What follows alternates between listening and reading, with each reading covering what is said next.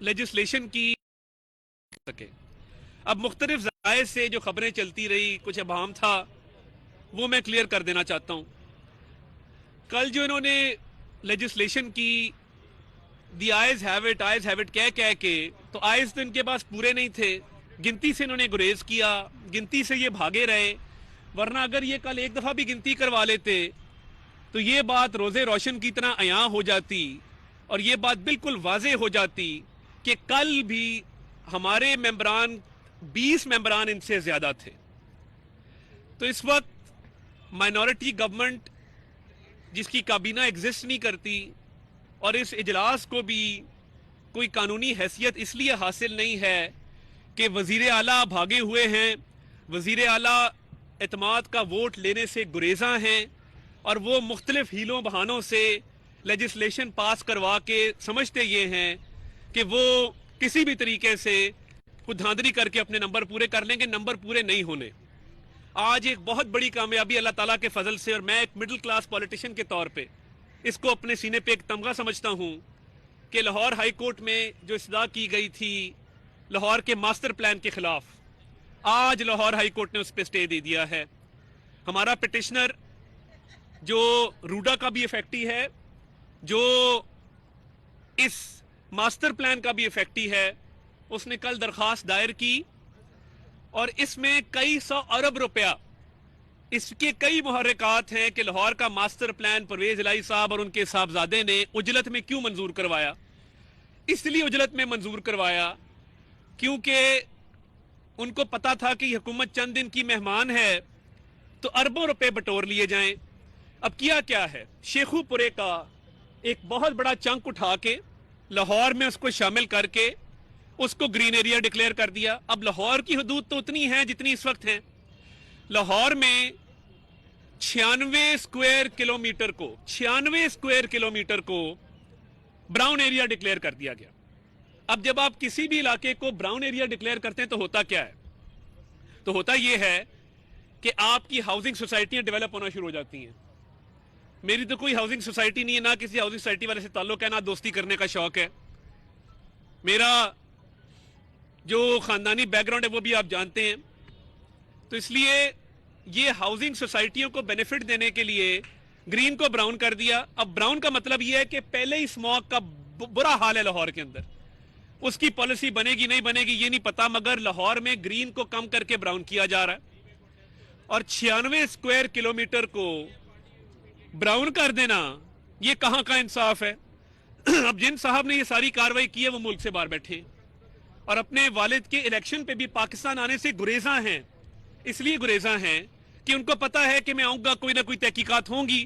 یہ آخری دنوں میں جو مال سمیٹا گیا ہے، اور یہ میں نہیں کہہ رہا، کل اگر عمران خان صاحب نے یہ بات نہ کی ہو اپنے اجلاس میں، آپ سارے جہاں دیدہ صحافی ہیں یہاں پہ کھڑے ہیں، لیاقت انصاری صاحب کھڑے ہیں، دان شیخ صاحب کھڑے ہیں، محسن بلال صاحب بھی کھڑے ہیں، تو میں آپ کو بتاتا چلوں، الفت مغل صاحب کھڑے ہیں، میں آپ کو بتاتا چلوں کہ آپ کو یہ بات میرے سے بہتر پتا ہوگی کہ کل دونوں گتھم گتھا ہو گئے. عمران خان صاحب نے کہا ہے کہ جو اربوں کی کرپشن پنجاب میں کی گئی ہے یہ ہمارے گاٹے فٹ ہو رہی ہے، ہمارا ووٹ بینک کم ہو رہا ہے. ادھر سے کاف لیگ والوں نے کہا نہیں، اصل کرپشن تو گوگی کرتی رہی ہے، وہ تو آپ کی ناک کی نیچے ہوئی ہے، بزدار سرکار نے کی ہے. تو وہ اب آپس میں ہی لڑ پڑے ہیں اس بات پہ کہ زیادہ کرپشن کس نے کی ہے. تو مجھے لگتا ہے کہ یہ قریب ہی ہیں کرپشن میں، مگر جس کا بیٹا بھاگا ہوا ہے اور اپنے باپ کی وزارت اعلیٰ بچانے کے لیے پاکستان آنے سے بھی گریزاں ہیں، اس کو میں یہ خبر دینا چاہتا ہوں کہ آپ کا ماسٹر پلان جو ہے اس پہ سٹے آرڈر ہو گیا ہے. اب 2 ہفتے میں آپ کیا جواب جمع کرائیں گے؟ قانونی جواز کوئی نہیں ہے، اخلاقی جواز آپ کے پاس کوئی نہیں ہے. آج یہ بہت بڑی کامیابی ہے جو ماسٹر پلان کی شکل میں اللہ تعالیٰ کے فضل سے ہمیں ملی ہے. نیب نے بھی اس کی تحقیقات کا آغاز کر دیا ہے جو مجھے خبر ملی ہے. تو اس لیے ان کے ہاتھ کرپشن میں رنگے ہوئے ہیں. اراکین کی تعداد ان کے پاس ہے نہیں، 179 کے مقابلے میں یہ 165 پہ کھڑے ہیں. تو عدالتی آرڈر میں تو یہ بات درج ہے کہ آپ اعتماد کا ووٹ جب مرضی چاہیں لے سکتے ہیں. تو آپ کو کیا چیز روک رہی ہے؟ آپ اپنے ہاتھ مضبوط کریں، آپ اس ابہام کو دور کریں، آئیں اعتماد کا ووٹ لیں اور کہیں جی ہم اعتماد کا ووٹ لینے آ گئے ہیں. مگر آپ کو بھی پتا ہے کہ آپ کے پاس اراکین کی تعداد نہیں ہے.